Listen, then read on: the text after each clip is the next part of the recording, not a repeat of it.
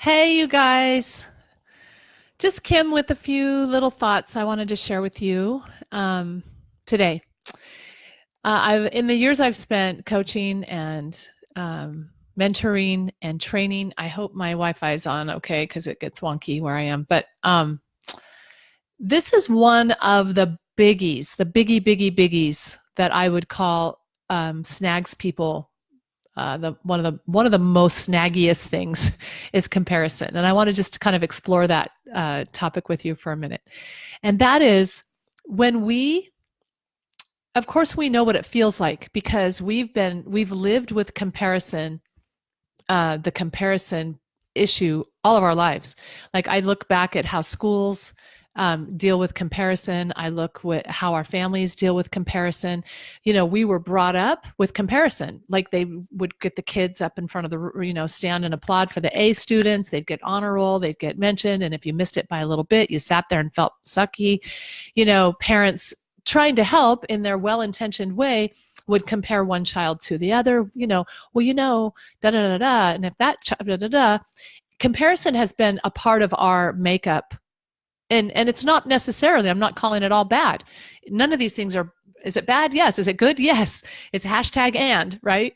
Because it's what you do with the comparison. But when you're little, my book talks about how our young brains had no way to process logically. So you processed emotionally, and it was not true. It was an inaccurate emotion, but it was emotional all the same. And so we got this feeling about ourselves that we're not okay. And this is what the monster under the bed, uncovering the lie that drives us. The lie is what's under the bed, right? When we were little, we thought there was really something there. And our whole life would be, true. It was true that there was something there. And the lie in this case is that we're not okay. In fact, that's the lie in general that I bring out in the book, and how we show up from survival brain messages of fight or flight. That's our whole identity was created based on my little metaphor. Our whole identity was created from fight and flight. Flight, I believe, happened first because we got the sense, the emotional, illogical message that we're not okay. We didn't have a logical brain yet developed to offset that emotion, that emotional lie. So we aligned with it emotionally. And we're products of that ever since.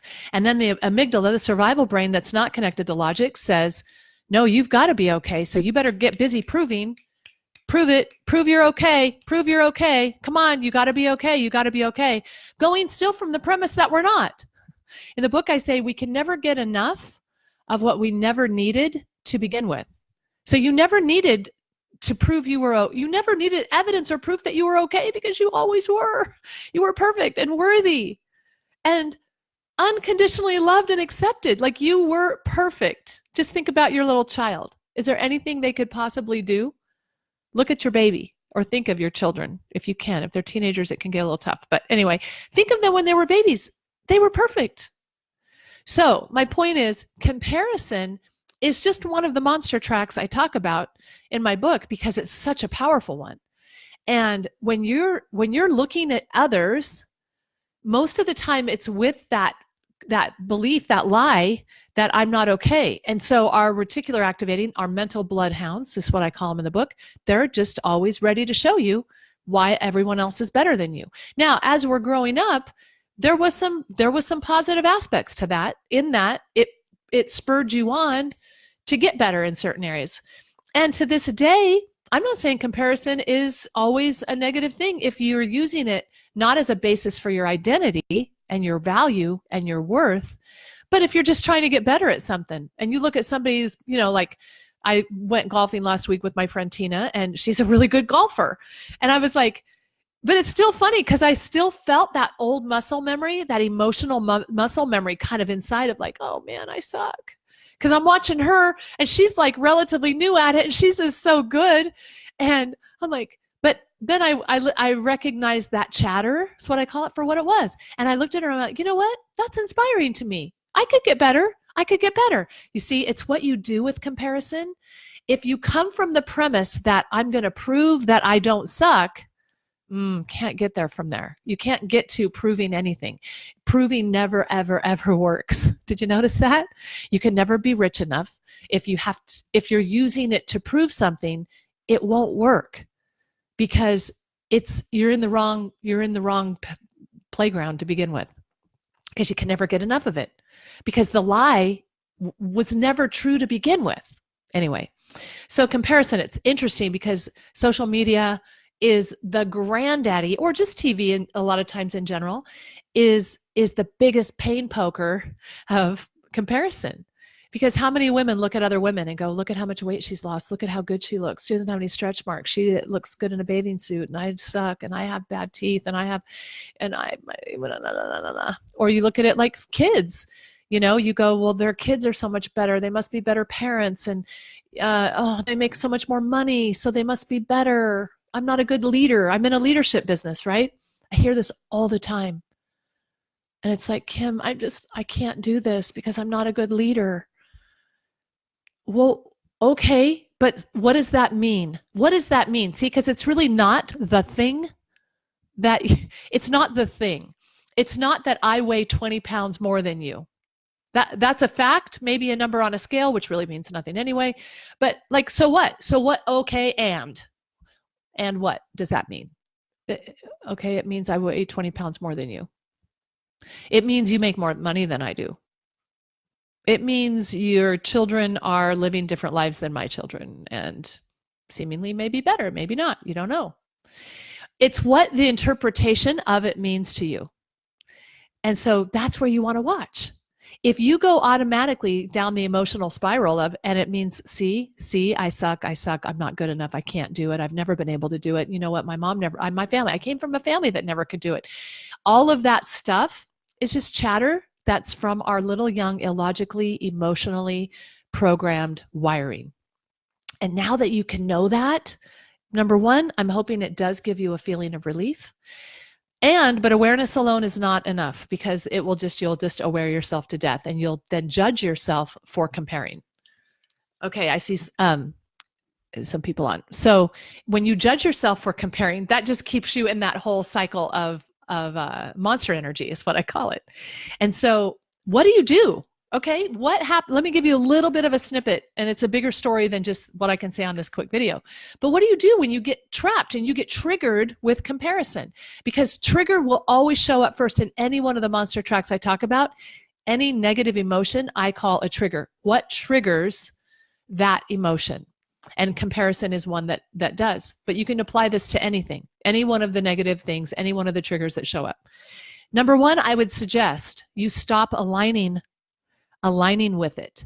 Meaning, how you know you're aligning with it is how you feel.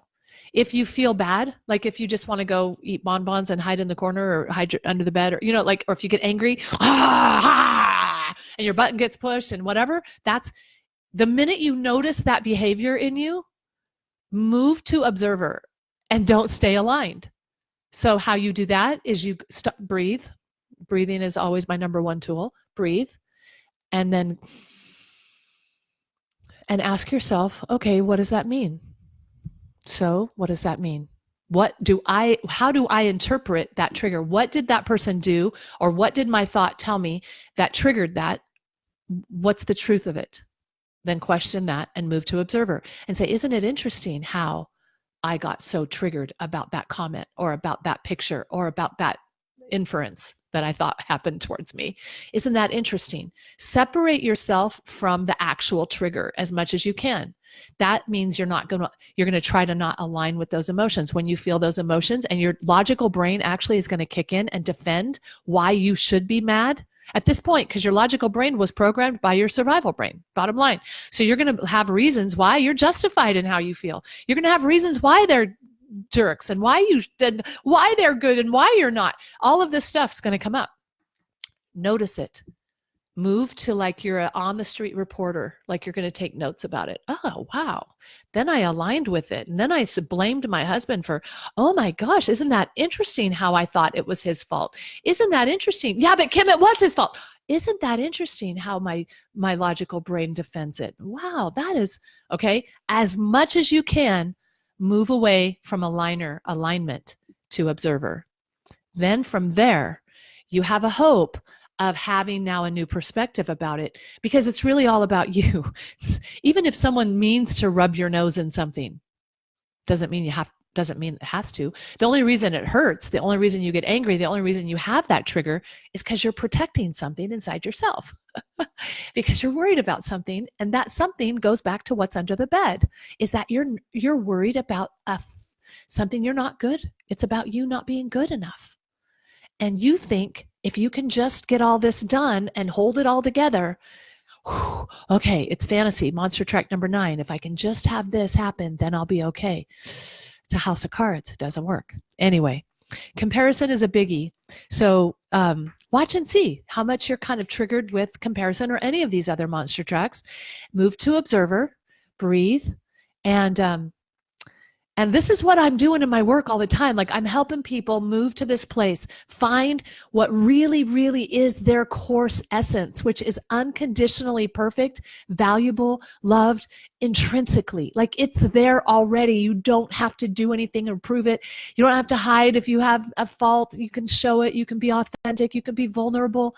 See, but I say this to your logical brains listening, but your survival brain, that deep sense, essence of you, that the identity of you, wants nothing to do with it. It would be like death to try to go through this. So that's why you need a program or people to help you do that. That's what I do, by the way.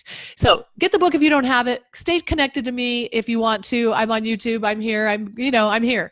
Find me. This is what I love. I love helping people because I love people, and I love that people just don't know what may be something that could help them shift. And the shifts don't have to you don't have to go to therapy for years to figure this out. Like, once I have seen so many people just go like this and go, old things pass away, behold, all things are new. Like, all of a sudden they get rewired in an instant. It has to be done emotionally, has to be done. It usually cannot be done just cerebrally, because you all know better, but what stops you from actually shifting to that place of identity and aligning with your true self? That's what I love to do. Anyway, thanks for listening, you guys. Bye.